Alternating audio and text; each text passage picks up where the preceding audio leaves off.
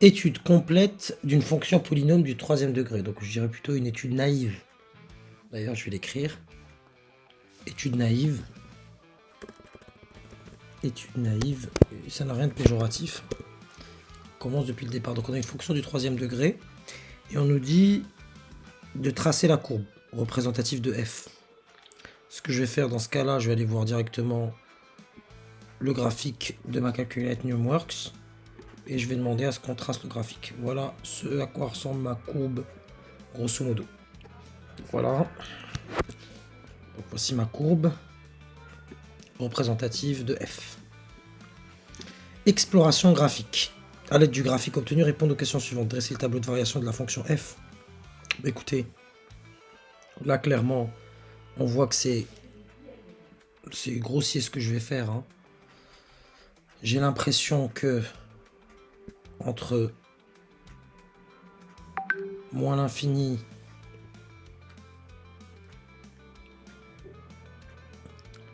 et donc x variant entre moins l'infini jusqu'à moins 1, ça va être croissant. Donc variation de f. Puis entre moins 1 jusqu'à à peu près, on va dire plutôt 2. Vous voyez, ça ne fait que décroître.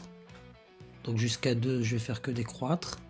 Et puis de 2 jusqu'à plus l'infini, je ne vais faire que croître. Voilà. On me demande de déterminer les extrémas locaux de la fonction f. On voit qu'ici, j'ai un extréma en moins 1 et un autre en 2. Donc là, j'ai le maximum, hein, ici. Local, hein, parce que là, on voit bien qu'on va monter au-dessus de celui-là. J'ai un maximum local ici et j'ai un minimum, donc des extrémas locaux en moins 1 et en 2. J'essaie d'avancer rapidement. Hein. Donner des valeurs approchées des abscisses des points d'intersection de CF avec l'axe des abscisses. Donc là, je zoome un petit peu pour essayer de voir. On viendra sur les valeurs à peu près de ces extrémas. Donc là, les valeurs rapprochées, bah, je vais aller prendre ma calculatrice et je vais parcourir un petit peu pour voir à quel moment je croise. Bah, f de x vaut 0 à 0,68. Donc déjà, en x environ égal à 0,68. Et on va regarder l'autre. Voilà. Je poursuis. Attention. Et f de x égale à 0 à environ moins 2,18. X égale à moins 2,18. Et aussi, voilà, je parcours ma courbe. Donc je descends un petit peu quand même. Et je crois que c'est 3. 3, on va dire. 3 à peu près, oui. En effet, f de x égale à 0 quand x égale à 3 exactement. Donc là, je peux directement écrire x égale à 3. Donc je croise 3 fois l'axe des abscisses. Question suivante. À l'aide de la calculatrice, donnez un encadrement à 10 puissance moins 2 de ces valeurs. Bon, bah écoutez, là j'ai utilisé la calculatrice. Hein. 2 chiffres après la virgule. Voilà. Et peut-être qu'il faut donner le maximum. Donc en moins 1, ça vaut combien? Et en 2, ça vaut combien? On peut le faire aussi. Donc quand x vaut 2, f de x vaut moins 11. Donc là, j'ai f de 2 qui vaut moins 11. Et là, voyons voir, f de moins 1, c'est combien? Pareil, hein, je poursuis. Voilà. Et en moins 1, je vaux 16. f de moins 1 vaut 16. Je poursuis mon étude. On me dit, donner les valeurs approchées si nécessaire de f de 1,5. Bon, là, je vais utiliser mon graphique. Hein. F de 1,5. Donc quand x vaut 1,5, voyons voir graphiquement. Quand x vaut 1,5, voilà, on voit que c'est à peu près moins 9,2. On peut essayer de remonter un petit peu, mais là je suis un peu plus loin. Donc, allez, moins 9,1. Donc là, ça fait à peu près moins 9,1. je reviendrai sur les nombres dérivés. Donc là, on me demande f, donc là c'est juste f', f' de 2. Et là, ce qui peut vous poser problème, c'est le nombre dérivé en 1,5. En fait, il faut tracer une tangente au niveau de 1,5. Donc 1,5, c'est ici à peu près. Il faudrait une droite, je vais vous la faire ici. Une droite qui va frôler ce point-là. Et on regarde à peu près le coefficient directeur. C'est le coefficient directeur de cette droite-là. À peu près, si je considère que là c'est 5, hein, vous voyez que là j'ai un point de la droite ici. Je vois que comme point de la droite, je peux identifier celui-là et du coup celui-là. F de 1,5, c'est à peu près moins 9,1. Donc pour trouver f' de 1,5, c'est le coefficient directeur de la droite. Donc ce que vous allez faire, en gros, hein, ce point-là, je vais l'appeler A. Donc A, il a pour coordonnées, il appartient à la droite. Hein. Il a pour coordonnées, donc en abscisse, c'est 0. Et c'est 5 ici, j'ai l'impression. 5. Et ce point-là, en le notant B, donc c'est B, c'est 1,5 en abscisse.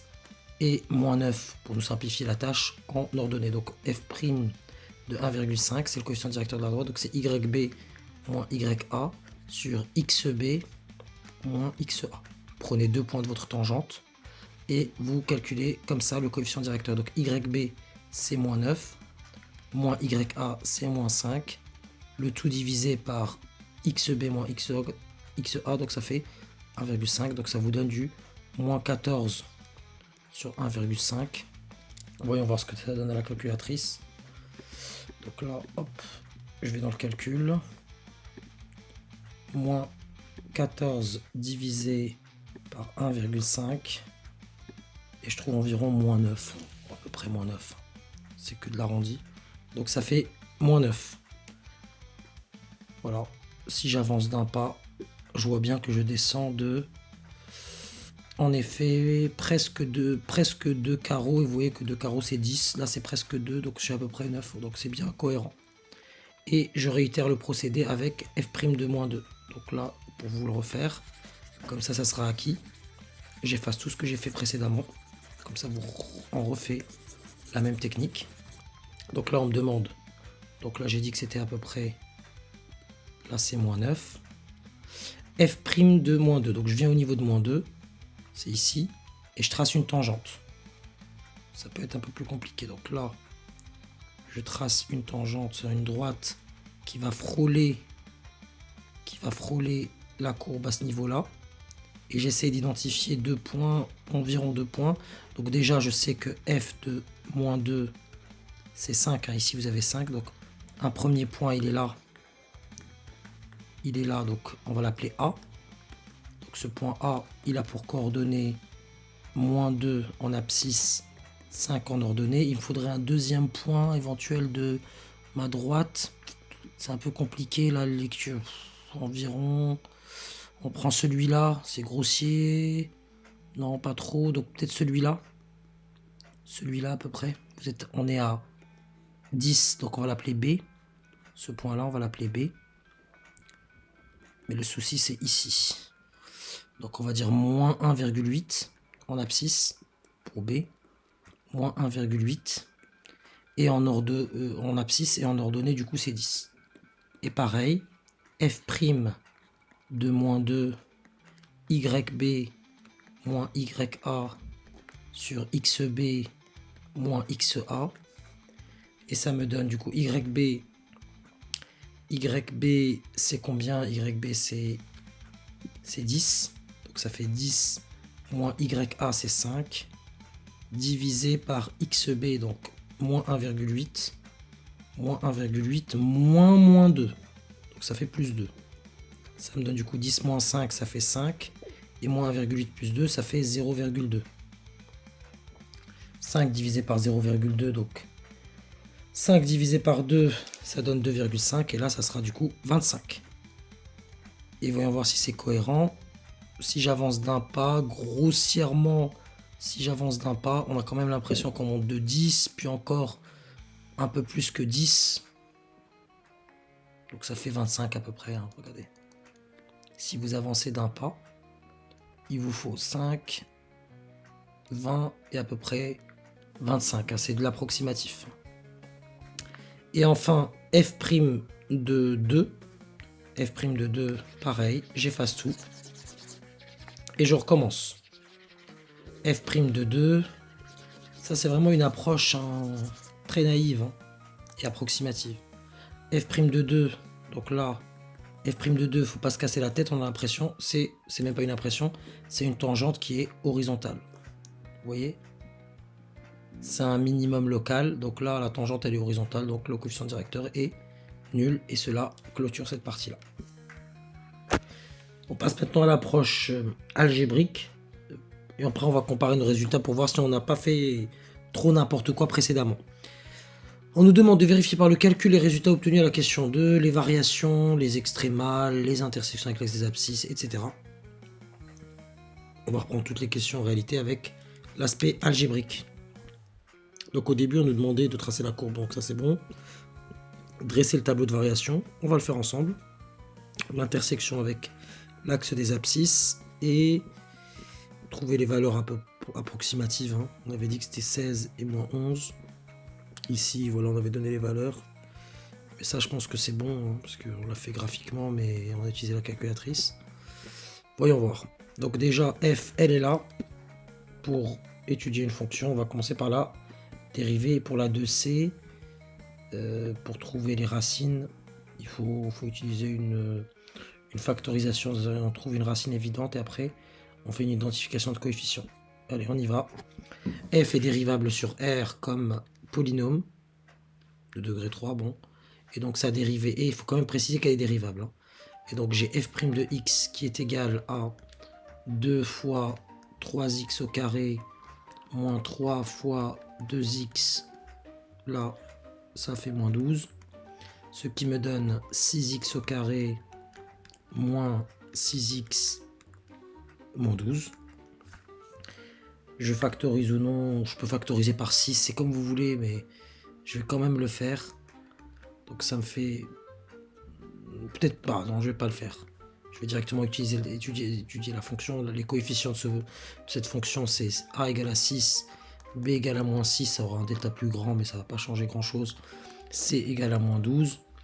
Donc je calcule le discriminant delta, ça me fait b carré moins 4ac, soit b carré, donc moins 6 au carré, moins 4 fois 6 fois moins 12. Est-ce qu'on peut le faire de tête? Oui, ça fait 36, donc moins fois moins, ça fait plus, donc plus 4 fois 6, 24, après j'ai 24 fois 12, 24 fois 12, c'est comme 24 fois 10, plus 24 fois 2, ça me fait 240 pour celui-là, plus 48, ça fait 288. Et 288 plus 36, ça fait 200 plus 36, ça fait 236. Je rajoute 88. Ça me donne donc... Ou plutôt, je rajoute 12. Je vais prendre 12 ici pour compléter à 300. Donc 300, il me reste 24. Ça me fait 324. Donc c'est positif. Bon. Je calcule mes racines. x1, c'est moins b moins racine de delta sur 2a. x2, c'est moins b moins plus racine de delta sur 2a, soit moins b, c'est moins 6, donc moins b c'est 6, donc 6 moins racine de 324 sur 2a, donc 2 fois a, 2 fois 6, et x2 c'est égal à 6 plus racine de 324 sur 2 fois 6, je le calcule rapidement. J'utilise la calculatrice donc pour obtenir moins 1 et 2. Ça me donne donc moins 1 et 2. J'avais à faire un polynôme ici, pardon, ma dérivée c'est un polynôme du deuxième degré. Mon a est positif, donc ça ressemble à ça. Hop, hop, positif à l'extérieur des racines, comme mon coefficient a, et négatif ici. Ainsi, j'obtiens le signe de ma dérivée.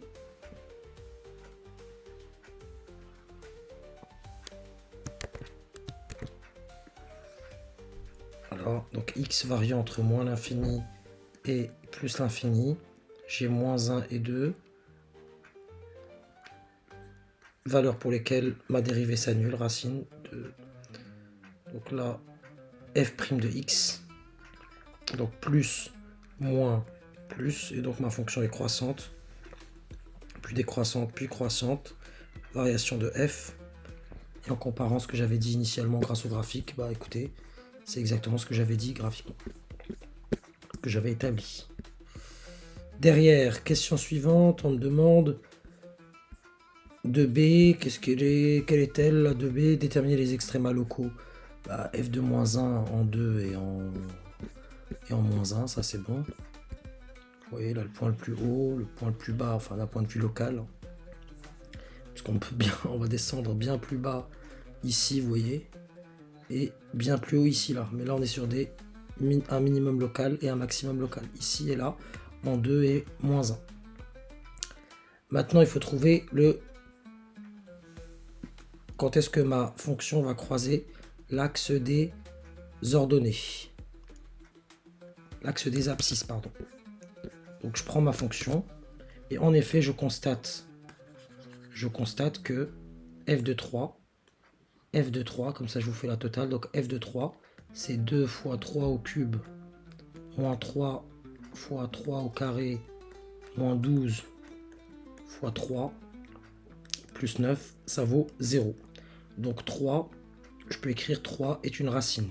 3 est racine de f. Donc je peux factoriser, donc je peux écrire que f de x peut s'écrire sous la forme de, puisque elle était initialement de degré 3, comme x moins la racine que j'ai trouvée, donc 3, facteur d'une fonction d'un degré de moins que celui-ci, c'est-à-dire ax au carré plus bx plus c. Je développe, donc x fois ça, fois ceci, fois cela, ça me donne ax puissance 3 plus bx au carré plus cx moins 3 fois cela, moins 3 ax au carré moins 3 bx moins 3 fois c. Et je factorise donc le x au cube, il n'y avait que le a qui était concerné. Bx au carré moins 3ax au carré, donc plus b moins 3 fois a x au carré. Cx moins 3bx, donc pour le x, qu'est-ce qui multiplie le x? Bah, c moins 3b, c moins 3b, et j'ai enfin ce moins 3c qui traîne. Et je sais que cela correspond à quoi? À cette fonction-là. Voilà. J'identifie mes coefficients tranquillement et sereinement. Qu'est-ce que j'ai à partir de là? J'ai que a vaut 2. A vaut 2. J'ai par ailleurs que b moins 3a vaut moins 3. B moins 3a, donc ce qui multiplie, le coefficient qui multiplie x au carré, vaut moins 3. Mais je viens de dire que a vaut 2.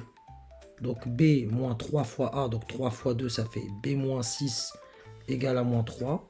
Donc b est égal à moins 3 plus 6, donc b vaut 3.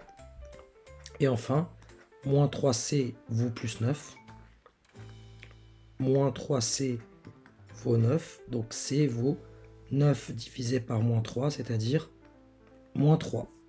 Ainsi, f de x peut s'écrire sous la forme de x moins 3, facteur de ax au carré plus bx plus c, avec a qui vaut 2, donc ça me fait 2x au carré, plus 3x, plus c, mais c c'est moins 3, moins 3. Ainsi, quand on nous demande de trouver les racines de f, donc f de x égale à 0, c'est équivalent en fait d'avoir, donc là on est à un produit de deux éléments, donc le facteur de deux produits est nul si l'un ou moins de ces produits est nul, donc soit x moins 3 égale à 0, ou 2x au carré plus 3x moins 3 égale à 0. Donc c'est x qui vaut 3, ou cette quantité vaut 0. Donc là je vais utiliser ma calculatrice, 2x au carré plus 3x moins 3. J'y vais, équation sur ma NumWorks, ajouter une équation, donc j'ai une équation du second degré. Voilà, 2x au carré plus 3x moins 3. On peut utiliser delta, mais bon, compris. Hein. 2x au carré plus 3x moins 3 égale à 0. Donc là, j'oublie pas. Hop.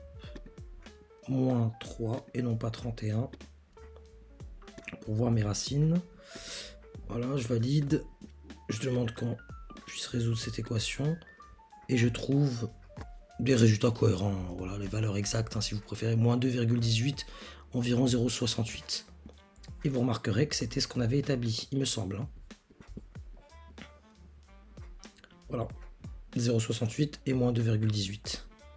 0,68 et moins 2,18. Donc l'aspect graphique n'était pas absurde.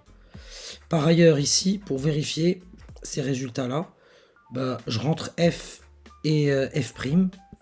Donc f de 1,5. Donc f', j'ai déjà dérivé la fonction. Vous voyez que ça dérivé, on avait dit que c'était 6x au carré moins 6x moins 12.